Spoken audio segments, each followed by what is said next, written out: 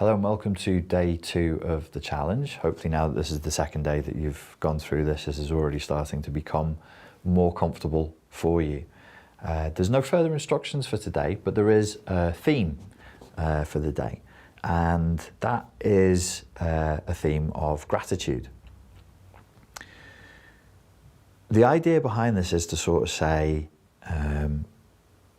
we can take pleasure and we can take enjoyment from having a lot of things.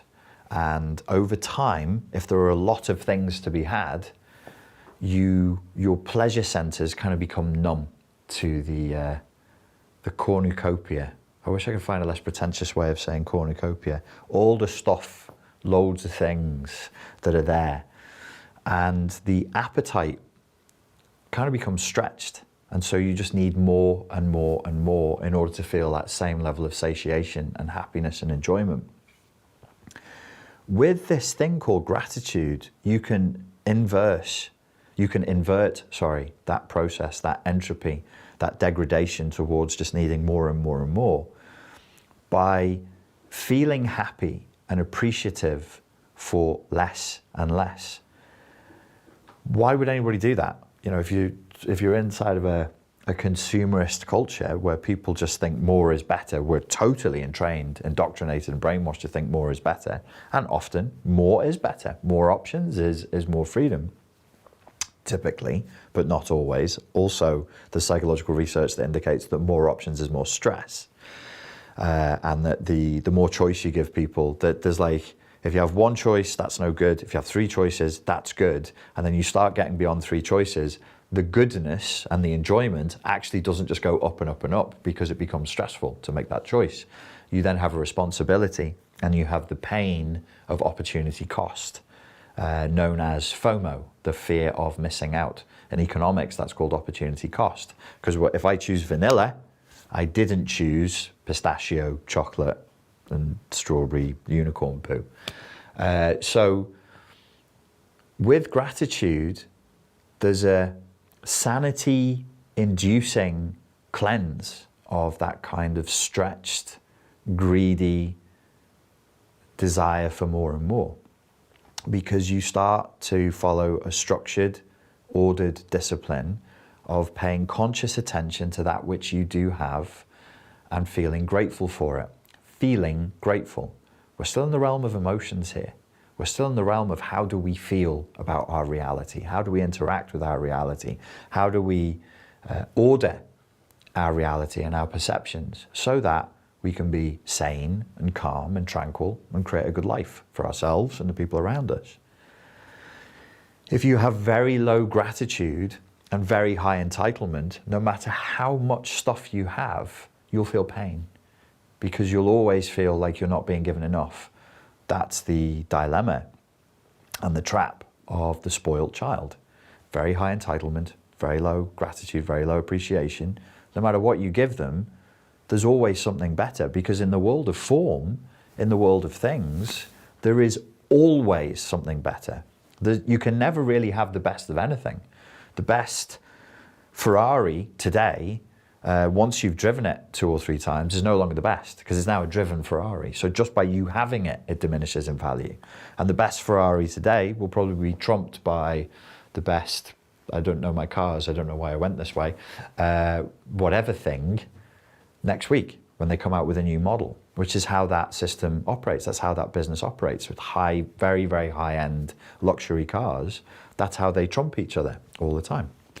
So you never really have the best of anything, but you're constantly craving the best of something. So it's almost like a Greek god's punishment. You're constantly striving for the thing that you can never have. At the other end of the spectrum, if you diminish entitlement, you say, well, I really am not entitled, or there's a few things I'm entitled to, like rights, respect, to be treated politely, I guess, that's what you're entitled to, but not that much. You've reduced your entitlement down. You've engaged in a practice, a discipline, and a reframing of your life towards one that has more humility built into it. So your entitlement comes down, and then you work a daily discipline where you bring your gratitude up so that you feel good for the few things that you do have. Do your legs work? Well, actually mine don't properly, but they work to a degree. They might not work at all.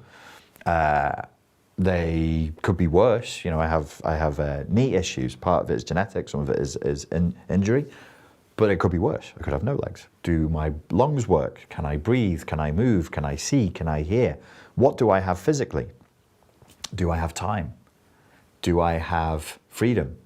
To what extent do I have freedom? Is there a comparative situation that I've been in where I had less freedom? If I compare my life and the extent of my freedom right now to other people's, to other persons, do I have more than they do? Is there something I can appreciate around that? Is there something I can appreciate and feel grateful for in this very moment? Am I glad to be here right now doing this? Didn't think about that before I started rolling. Well, this is a privilege. I get to do this. This is my job. I get to try and help people. That's cool. I get to be here in the Czech Republic, shooting in a studio in Prague. That's pretty cool. You know, I used to clean toilets for a living. I used to be a bouncer in a nightclub and punch people and get punched for £9 an hour. That was pretty shit. And I'd work all night and it sucked.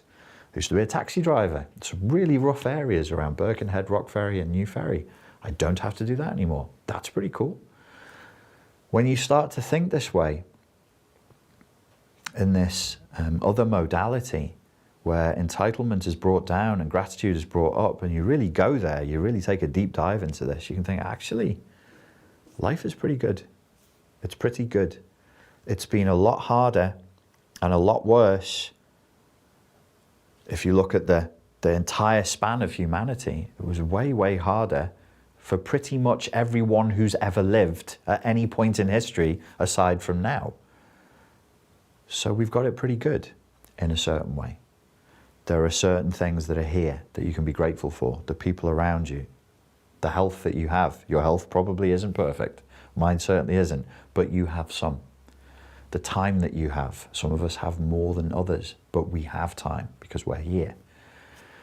The fact that you can think, the fact that you can process, the fact that you could improve your life, that you do get second, third, and 27th chances at things that you've screwed up before. Let's say thank you for that. Let's appreciate that. Let's be grateful.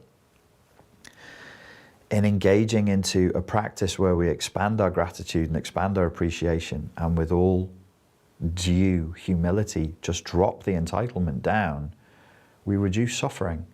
Because when you're very entitled and very not grateful, nothing is ever good enough.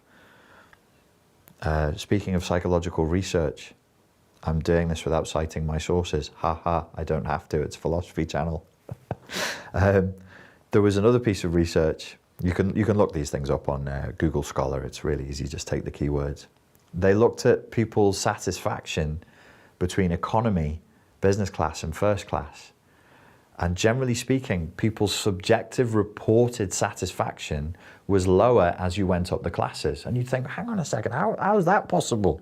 Why would your reported satisfaction be lower when you move from economy to premium economy, from premium to business and business to first? Because the higher in class you go, the more money you're spending and the more you're expecting. The less money you're spending and the less you're expecting, you'll be like, oh, well, I didn't expect this to happen. I didn't expect this to happen. This actually was okay. The higher up you go, the more you're finding fault. The more you're looking to say, is this really, would I really consider this business class? Would I really consider this first class? What's gone wrong here? And it creates a cycle of dissatisfaction where you're focusing on all the things that have gone wrong because you're expecting perfection. When your expectations are diminished and things go okay, you self-report, well, that flight, I'd give it an 8 out of 10.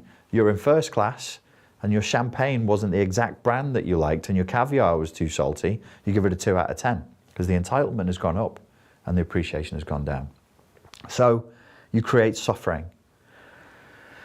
I'm not pushing Buddhist ideology on you, but certain elements of Buddhist ideology are useful. And we should be thinking in terms of suffering. We should be thinking in terms of dukkha, as it's written in Sanskrit, and trying to reduce that. You've got a much better chance if you set your intention to reduce suffering in your life and the people around you than if you try to live in accordance with modern, consumerist, jealousy-driven, social media-driven narcissistic culture. I want my life to be amazing. Well, you're trying to live in first class, and you're probably going to rate it 2 out of 10, because whatever I give you is probably going to suck. It's probably going to be not the best thing it could be.